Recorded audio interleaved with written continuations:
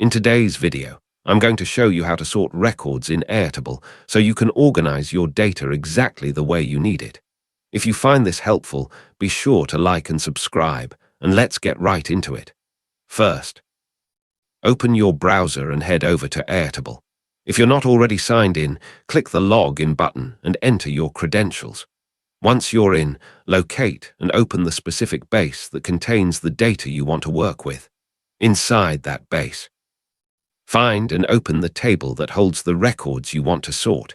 This is where all your rows of information live, and it's the table we're going to rearrange.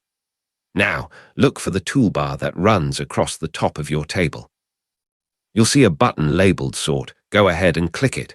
This opens up the Sort Options panel. From here, you'll choose which field you want to sort by. A field is just a column in your table, like date, name, or priority. Click on the drop-down and select the field that makes the most sense for the order you're trying to achieve. After that, you need to decide whether you want the records arranged in ascending order, meaning A to Z or lowest to highest, or descending order, which is Z to or highest to lowest. Make your selection with a single click. Here's a really handy part. You're not limited to just one sort rule. If you want to sort by, say, status first, and then within each status group sort by due date, you can add additional sort rules by clicking the Add Sort Rule button. This lets you layer your sorting for much more precise control over how your data is organized.